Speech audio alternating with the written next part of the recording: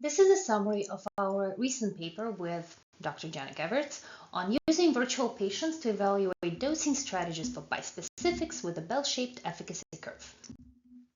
Just a quick disclaimer. So some background on the types of questions that I typically work on is as such. My main job is really to provide first-in-human dose projections for new drugs. I work particularly in immuno-oncology, although in other indications as well. But this is the primary area where I work. And that means that it is my job to estimate safe and efficacious doses that will go into clinical trials. And this can be done based on theory, based on preclinical data, based on competitor analysis, whatever we can get our hands on. The approach for how we will be estimating the doses really varies by drug and by modality and by mechanism of action. And very often we have to come up with new ways to solve each new puzzle. Sometimes new modalities come up and we have to figure out how to make projections for those. Or we understand the mechanism a little differently. Really, something different happens every time. One of the more recent puzzles that I worked on that has been very interesting is dealing with drugs that have such a thing is called bell-shaped efficacy curves. So what does that actually mean? Well, typically, we have this thing more typical like these sigmoidal curve. They're also called Emax efficacy curves. On the x-axis, you can have a dose or maybe drug concentration. And on the y-axis, you have some measure of efficacy. Here it's normalized from 0 to 1. And the idea here is that as you are kind of increasing the concentration or the dose, your efficacy increases until it eventually plateaus. So higher concentration will lead to higher efficacy up to a plateau. But at high dosage concentrations, we might worry about toxicity. But typically, we would not worry about efficacy as much in these ranges. Again, within this framework of dose-response relationships. Well, for some drugs, we have a thing called a bell-shaped efficacy curve. And here you have kind of a pickle because as concentration increases, yes, as an Emax, your efficacy increases up to a point. But then, as you are increasing the concentration, the efficacy actually starts to drop. So you really get this kind of a lose-lose situation of at high concentrations, you would have likely higher toxicity and lower efficacy. Things get trickier when you try to think about population heterogeneity. So if you have a typical Emax curve, maybe somebody will have this kind of an Emax curve. And somebody will have this, and somebody will have this. And to make a preliminary dose projection, well, maybe you might say, okay, I probably should go in this range, in this upper range. Yes, you might have and definitely will have some toxicity concerns, but at least you will probably not have to worry about efficacy. This is also known as a no regrets approach. That if you do not see efficacy, it's not because you didn't dose enough. Well, if you have a bell-shaped efficacy curve, somebody might have a dose-response curve like this, and somebody like this, and somebody like this, and someone like this. And so an optimal dose, for example, for this patient might be here, but it might not work at all for this other one. And the optimal dose for this guy over here might be completely terrible for this person, which of course is particularly bad that not only do you have really, really high dose and probably toxicity, but you don't even have any efficacy to go with it. And making a decision about how to actually give a projection for a drug with this property is really quite challenging. Because if we do not know a priori where each person's this efficacy peak will be, how can we make those predictions for a heterogeneous population? So this is the puzzle that we kind of started working with here. But of course, this sounds like an absolutely terrible modality. Why would you want to have something like this? Well, actually, this is something that we often see in a class of drugs called T-cell engagers, or TCEs. And these are bispecific antibodies, bispecifics, that create direct bridge between cancer and immune cells. So this way, you do not need an antigen-presenting cell in order to get the T-cell or the immune cell to recognize a cancer cell. Here is an example of one of the drugs that actually we'll be talking about, teclistamab. And so on one side, it binds to the T cell, often CD3. A lot of these have a CD3 binding piece on one arm. And then to cancer, this one binds using BCMA. So we're going to talk a lot about that on the multiple myeloma cell. And these things can be remarkably efficacious. Teclistamab for multiple myeloma, as I said, I will be talking about that, but also gliflozin, epcoritamab for B-cell lymphomas, among others. In the last 5 years only, they have really revolutionized treatment for these diseases. They can be quite remarkable. The thing about them is that unlike typical bispecifics, T-cell engagers work only when they bind to both targets. So what I mean by that is normal, typical bispecific. It could work if it's bound to only one arm or to the other arm, or you kind of get this boost of when it's bound to both. But these things only work when they're bound to both. And as a result, you will get something that looks like this. So if you have drug concentration on the x-axis and some kind of measure of efficacy on the y-axis, at low concentrations, you will have few trimers. They will not form. You will not have enough to form. Then there is this sweet spot, this efficacy window, when you can have maximize these trimers. And then if you have too high concentration, the stoichiometry works out that you end up, these things end up splitting to form mostly dimers and therefore become actually less efficacious. The way that I think about it is, if you remember your, high school, college chemistry, Le Chatelier's principle of how these stoichiometries balance out, this is the same idea. Okay, so structure of the model. As I said, the drug that we're focusing here is called teclistamab. The indication is multiple myeloma, which is a cancer of plasma cells, which originates in the bone marrow. And it has two targets. So the CD3 on the immune cell arm, on the T cell arm. This one instead is pretty typical. And then there's a B cell maturation antigen, so BCMA, which tends to be overexpressed on multiple myeloma cells, and therefore makes it kind of an attractive target that is quite specific. The thing about BCMA, it can exist in two really main forms. It can be membrane bound and it can be soluble. Soluble BCMA, unfortunately, is not expected to be binding to it, is not expected to be efficacious if it is cleaved and floating around. If it binds to teclistamab, it still cannot really inform this T cell to kill this multiple myeloma cell, so it acts as a sink. So that is not amazing. But the good thing about having a soluble biomarker is it can be measured in the blood, and therefore it can serve as a easily measurable biomarker. And we will kind of build on that as we're talking through this. And so the model then becomes this is the main structure, so kind of relatively typical PK model. We have all these targets. We have the central compartment, we have peripheral compartment, we have kind of the source of the immune cells, we have reversible binding in the tumor microenvironment, and in each compartment we're keeping track of the different species, the free drugs, the dimers and trimers. And the main thing that I really want to point out here is this is the only trimer that we're really interested in, when the drug is bound to both the CD3 cells and to the membrane-bound version of BCMA. And so our goal in this model is to find dosing regimens that will keep most patients in this efficacy window. And that means find doses or schedules that will maximize this specific species. We call it pharmacologically active trimer, or PAT. That's a made-up acronym, but it seems to be functionally useful here.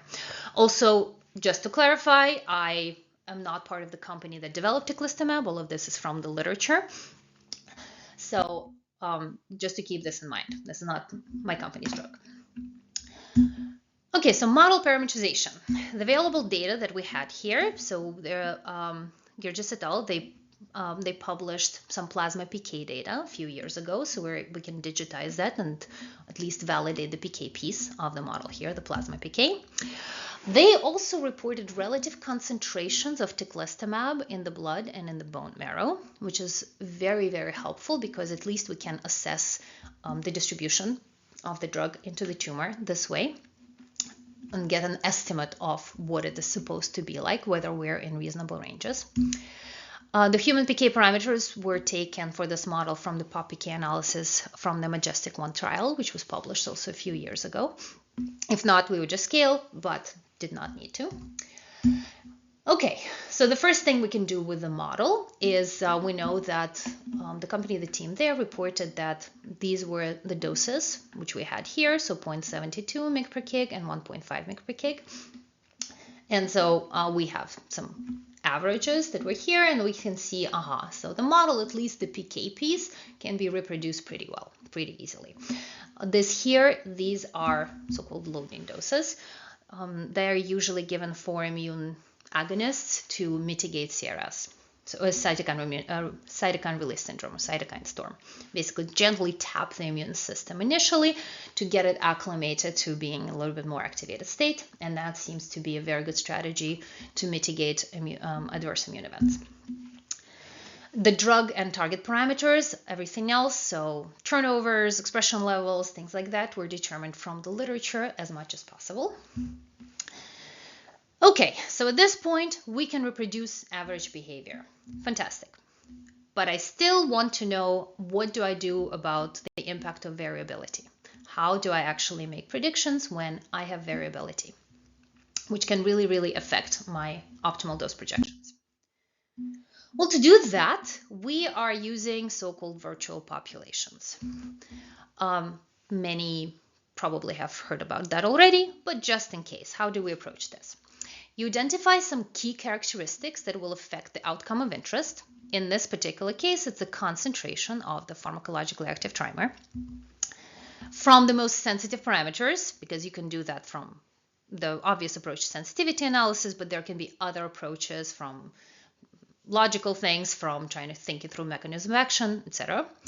So from these selected key characteristics or most sensitive features, assume that each of them is not fixed, but it can take some random value that falls within some known distribution. We typically use log normal. It obviously stays positive, but also we know just from experience, from data, that a lot of characteristics fall within the log normal distribution. So we generate these distributions for each parameter. So for each of them, we maybe estimated some kind of a mean, and then again, whatever considerations we have to estimate the variance, that's what we use, and we get these kinds of distributions. Then we will randomly sample these distributions to generate a so-called virtual patient. So for example, this person might have this combination of features, and this person might have this combination of features, etc. Also, in this particular case, we took these distributions to be independent. That is not necessarily the case. Whatever information is available on, maybe people with higher clearance have, I don't know, higher shedding rate, or higher target expression has lower shedding rate. I'm just making these up. This is not here, but this is just a general approach. You can define your initial distributions as you need based on the mechanism of action of your particular disease and indication and modality. Okay, so for each virtual patient, we simulate a protocol, whatever protocols it is that we're interested in assessing, and then we record the corresponding quantity of interest. In this particular case, it's the concentration of the pharmacologically active trimer. And as I will keep repeating, we're looking for protocols that will maximize this particular quantity because we expect it to be associated with the highest efficacy. And then, of course, you analyze the results to find the protocols that across all of these virtual patients would give you the highest trimer concentration. Okay, so now let us generate our virtual patients. For this particular project, we selected 5 characteristics. So these were baseline target expressions for CD3 and BCMA. This one, membrane-bound BCMA. Because you need building blocks to build these, to build your trimers. If you do not have enough of this or enough of that, obviously you will not be able to build as many. So this can come out as a result of sensitivity analysis, but also just general theoretical considerations.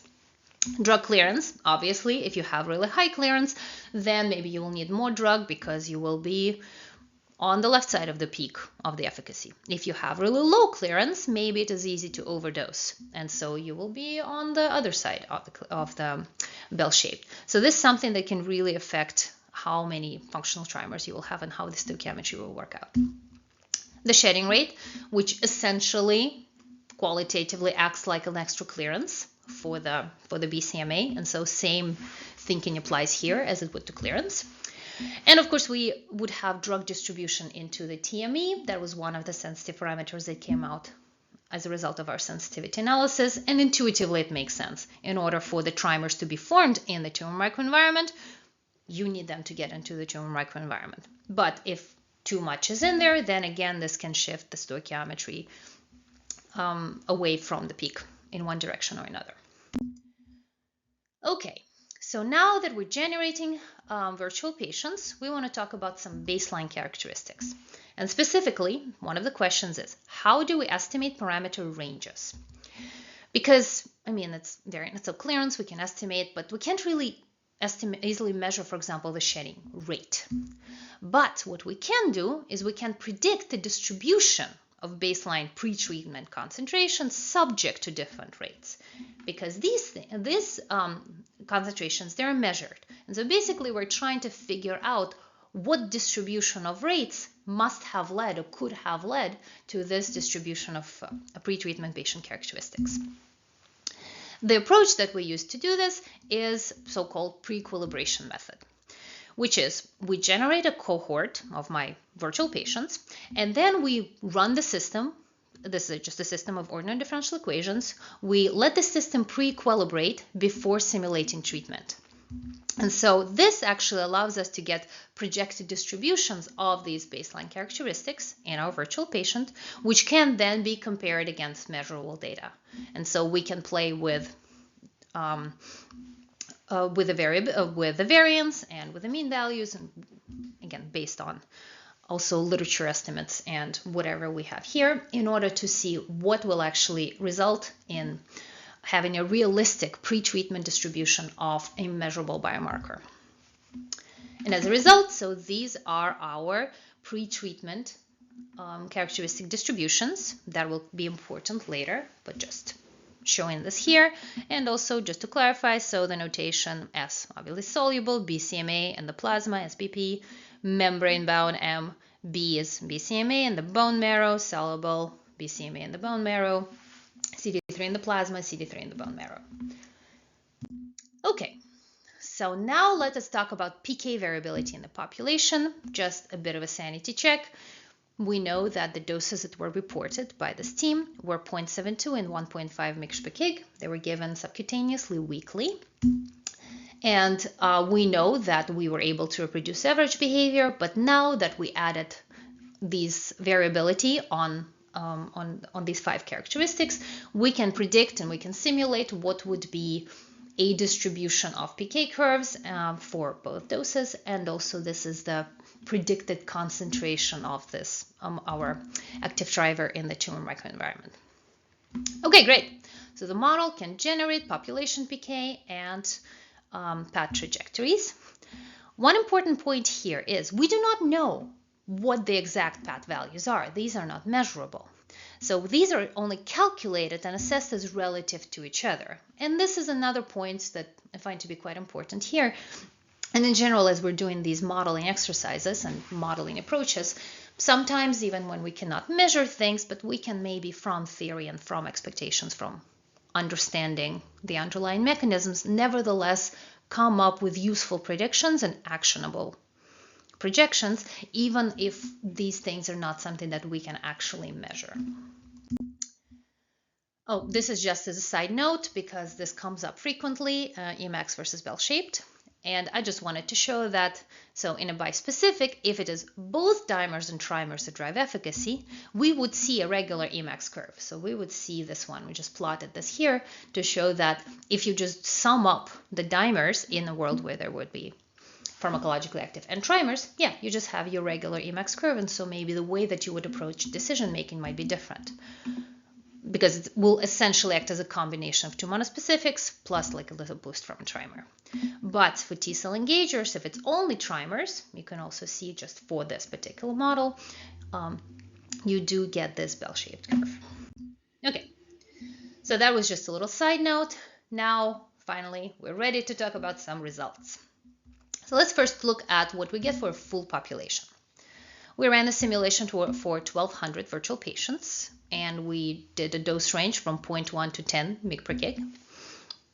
And our predictions as follows. So what we have here on the x-axis, we have the doses.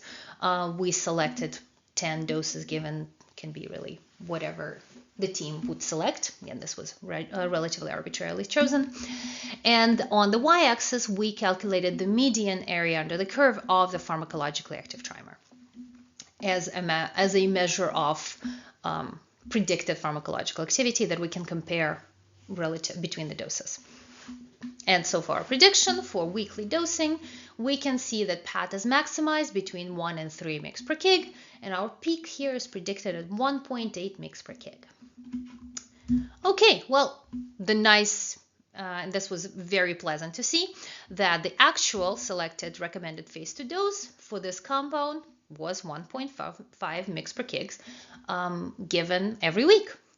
And this, again, this was not pre-planned. This is something that popped out once we parameterized the model. But also one kind of very important point about just the technical process of doing these things. At least in my experience, I find that there's always this one piece of data that just makes everything snap together, and then things work. In this particular case, this was this pre-equilibration and ensuring that we're mapping our pre-treatment, the distribution of pre-treatment characteristics against real data. Once we did that, then the outcome of the simulation actually started making a lot of sense.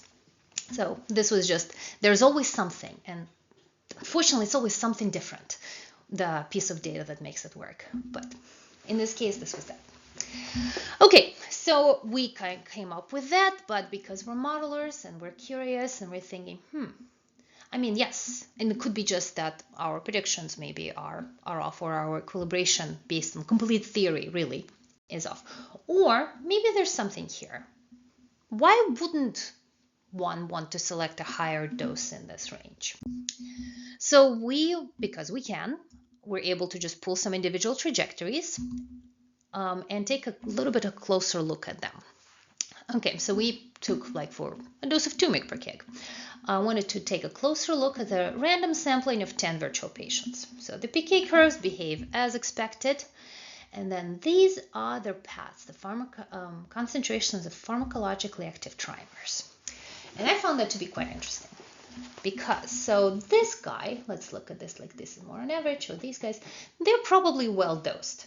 What am I seeing here is that with increased doses, well, it increases and then it kind of plateaus, and then once you stop dosing, it goes down.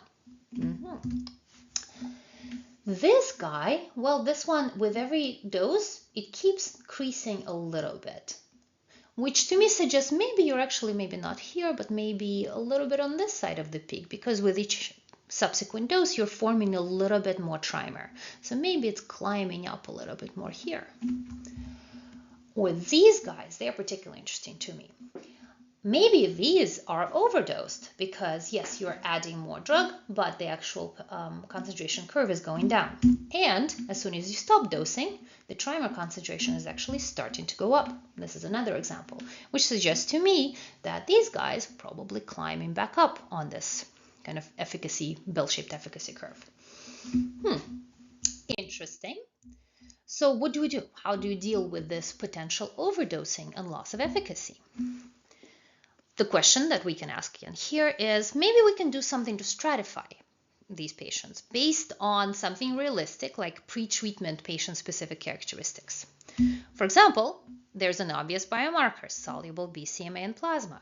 We know that it is used to assess maybe severity of disease, but can this be used as a dosing biomarker? Just a question. So the approach that we used to doing that is we subdivided our virtual populations into low and high SBCMA patients. So low would be everyone whose pre-treatment soluble BCMA was below the median, and the high was above the median. It's an arbitrary selection. You can do whatever you like, but this was interesting. This was a way to approach this as a test. And then we asked the question, what doses maximize pharmacologically active trimer for each of these subgroups? Will we see any differences? Well, so let's look at some results. So this was a full population that we just saw earlier versus 2 subpopulations. Okay, so what we have here is that, so this is our lows, kind of expected that, so these curves are parallel until about 1.3 or so. And then these guys, they plateau around, again, our 1.5, 1.8. These go a little higher and maybe peak, again, 1.8 to maybe about 2.5. Okay, interesting. But does it help us separate the overdose from the underdosed, which is currently my interest? Well, let's look. So, okay, these are our peaks. Let's look at this. So these are all the trajectories. They're all mixed together, the high and low subgroups. That's the top. So this is just the PK curves. And these are the trimers. And you can even see that they're all mishmash. What I'm looking at here is this. What I'm looking at is how many of these are just starting to really go down with the multiple dosing. And what I am seeing here is there is not yet that much difference with regards to separating the overdose from the underdose. So maybe we can do something else. Maybe we can do better. Maybe another kind of trying to think through what would be realistic things to measure. What information could we actually realistically collect? Well, yes, we can do soluble BCMA in the plasma. And maybe if there is some kind of a pretreatment biopsy, maybe there is a way to assess what is the level of expression of membrane-bound BCMA in the bone marrow. In a world where that is possible, maybe we can generate 4 subpopulations now, and we can do mix and match. So low, low, again, below the median versus above the median, low, high, high, low, high, high. And these medians were calibrated to whatever data was available to these. So we're trying to create these baseline distributions to be as grounded in data as possible. Okay, so let's now look at the full population versus 4 subpopulations. Again, this was our original dose response curve. And this is our dose response curve of the 4 subpopulations. Okay, now we seem to be having some big differences. One thing I would like to point out again, I'm going to come back to this, is they're basically in parallel until about 1.3, something like that. And then, okay, so the peaks here are at around, let's say, 1.5, 1.8. So, and these are now starting to be at much higher, maybe 2.5. And so these are the ones that have high membrane-bound BCMA and these that have low membrane-bound BCMA. So there's a clear difference in the magnitude of our pharmacologically active trimer for PATs, which, again, based on our hypothesis on the mechanism of action, that this is corresponding to a potentially better response. And we can see that there is a difference. Interesting. But to my question of does it help separate overdose from the underdosed? Again, what I'm looking for is, so we identified that maybe we have this subgroup here. Let's look at this. What I want to see is this, that now at least more of these curves are staying higher. So at least with a higher maybe doses, or at least at this one, this high membrane-bound BCMA group is more likely to have a more homogeneous response. Interesting. A point that I also wanted to make here is like we may not know exactly how much pharmacologically active trimer is needed for efficacy, but we can predict relative differences. Like, for example, if this level is enough, and I know for 0.05, for example, here, then it doesn't matter. But that it falls below, like most of them will stay up higher. But if you need to have 0.1 or higher, then it may make sense to really, and this one, for example, does not go below, above 0.1, for example, or over here, then maybe it makes sense to try to actually find patients that are more likely to respond because maybe these subgroup might not. Again, this is something that just has to be found out maybe experimentally or based on whatever other considerations the team may have. But for example, if I am the one making a recommendation for the team, I would suggest to look at these things and figure out what is the minimal necessary level of that.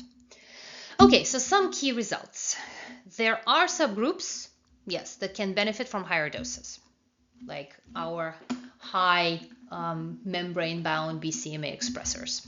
Okay, but also the problem with that is the higher doses carry a higher likelihood of more heterogeneous response. So yes, maybe you'll have some people who will respond, some individuals who will respond really well, but also some who will respond particularly badly.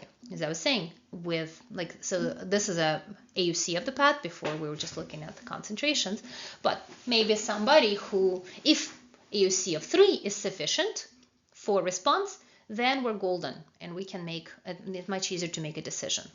If it turns out somehow that nobody with AUC of PAT that's below 5 will respond, then it makes sense to actually start looking for these subpopulations. And these are considerations that would need to be taken into account. Another important point here is that up to about 1.3, maybe 1.5 or something, all of these curves are in parallel, are going together. So everybody is predicted to have basically the same response up to this dose. After that, then we might be starting to see some stratifications. So maybe some people could potentially benefit from higher doses, but if you're sticking to the safer range, or maybe this upper bound of the safer range, no one will lose efficacy from overdosing. And maybe that is a consideration in a world where there is no way to actually measure pharmacologically active trimer concentration. We're also showing that stratification based on this measurable pretreatment biomarkers can help maybe find some semi-personalized dosing if you actually can measure these things. And if somebody stopped responding, maybe a little counterintuitive, but once you understand the mechanism of this particular modality, maybe a solution could be to lower the dose to restore the response. If somebody responded and they stopped, maybe that's not because they developed genetic resistance. Maybe this is, I like to think of it as non-genetic resistance, because you didn't kill off sensitive cells. You just went into a space where this is, you do not have efficacy, but this is reversible. And lowering the dose maybe can bring you back to this efficacy window. Mitigation strategy that can be thought about. Okay, so a question that has come up is whether this bell-shaped efficacy curve actually is observed in the clinic. The short answer is it's unclear. There was this paper from 2022, I think this about epcoritamab, but these are calculated values. The authors are showing that maybe there's a little bit of taper, and maybe if they simulated doses higher than that, you would see more of it, but we do not know. But I was kind of curious. Again, I have absolutely no idea how decisions were actually made and what they saw, but I was just curious. What are the dosing strategies that were used by some of the other approved T-cell engagers? And so epcoritamab was interesting. So looking at their approach. So first cycle, yes, do step-up dosing to mitigate cytokine release syndrome. Second and third cycle is 48 milligrams every week. Fourth to ninth cycle is every 2 weeks, and then it's every 4 weeks. So they're increasing spacing between the doses. A possible thing that could be happening, maybe higher frequency just to make sure that everybody is basically over here, and maybe increasing the spacing might allow it to roll over this hill a little bit more. I don't know. Could be a hypothesis. I do not know what were their actual strategy and the reason for this. Another drug, so what they did here, mosunetuzumab, so again, step-up dosing.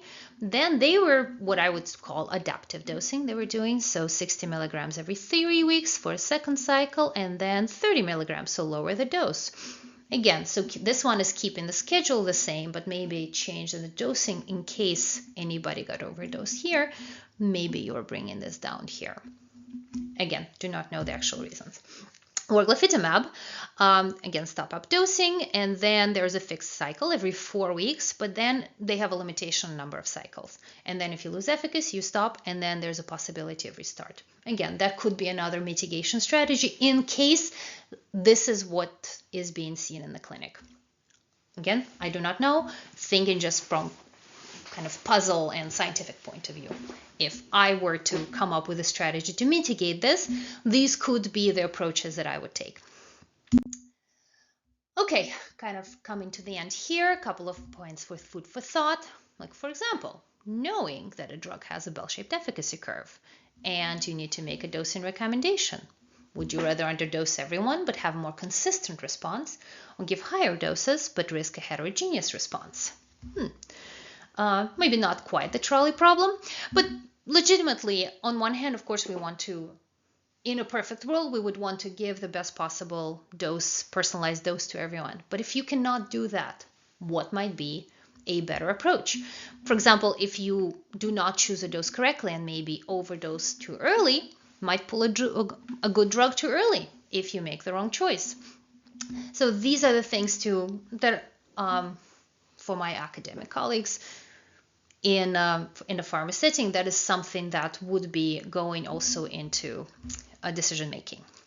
Also, designing preclinical experiment. For example, a typical mouse experiment will be maybe 1 or 2 months, but you might not see this drop off from overdosing in efficacy until much later. So what you will see, and this is just a random simulation, like the plasma and the drug is acting as predicted, maybe the free drug and the TME is as predicted, but higher doses will have higher peaks early, but then will start dropping off. But maybe you will not get to see this kind of accumulation until much later. And if one were to try to make a prediction based on preclinical experiments, maybe you'll see what looks like Cmax-driven efficacy. So the higher dose will give you the higher response, but that's because higher dose will give you higher peak earlier on. Just again, something to think about when looking at these things. And then virtual patients, how do we make best use of these for initial dose selection strategies? So yes, wonderful if you have some validated blood-based biomarker, but how do we stratify if something like this is not available? What pretreatment data could be realistically used? I do not have answers here. This is just something to think about. What can be done if we do not have something as very easy, relatively easy to collect as soluble BCMA marker? Again, maybe some machine learning approaches, different things to think about. Okay, so just then to finish up, this work was, as I said, was done in collaboration with Dr. Jana Gevertz. I am an employee of EMD Serono. These are my personal views, do not necessarily represent the views of EMD Serono, and Dr. Gevertz is at the College of New Jersey. This paper has been accepted to CPT-PSP. The preprint is available online, and hopefully the final version will be out soon as well. Thank you.